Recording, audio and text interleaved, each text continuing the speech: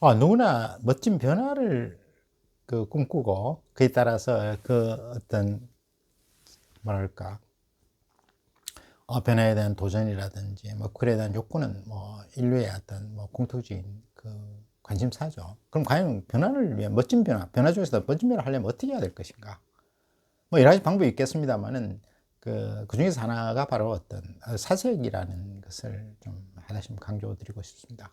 뭐 우리가 역사적으로 뭐 이런 많은 책을 보면 위대한 사람들은 많은 그 어떤 사색을 했죠. 명상을 하고 또 주로 이제 그 사색하는 방법이 뭐 예를 들어 욕을 하는 방법이 여러 가지 방법이 있겠습니다만 대일반적으로 보면 그 산책을 통한 사색인 것으로 봅니다. 결국은 걸어가면서 어, 산책이라는 것은 두 가지 기능에서 의미가 있는 것이죠. 예를 들어서 그 발을 움직이는 거, 그 자체는 사실은 뭐 발이라는 것은 신체 제일 하부 구조이기 때문에 사실은 뭐 피의 어떤 전달이 약하죠.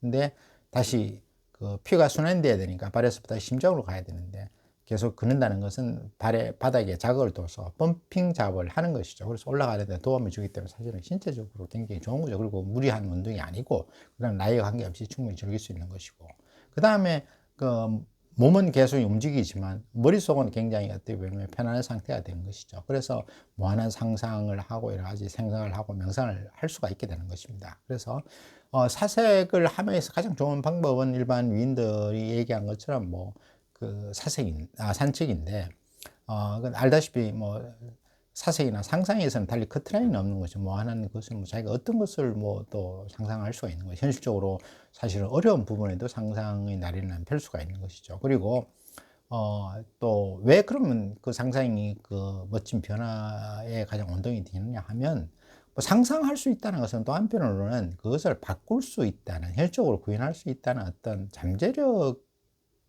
가진다는 것을 의미한다는 그런 말이 있습니다. 그래서 상상하는데 왜 그걸 못하느냐? 실제로 그 상상을 현실화하는 과정에서 좀 그 현실적인 어떤 어려움이 있으면 그건 또 극복하면 되는 것이기 때문에 충분히 그렇게 할 수 있다, 이렇게 보는 것 같습니다. 그래서 일단 상상을 할 수 있어야 된다. 상상을 해야 그것이 현실적으로 구현될 수 있을까 하는 그런 문제가 발생될 수 있으니까 그 상상이 사실은 굉장히 중요한 부분이죠.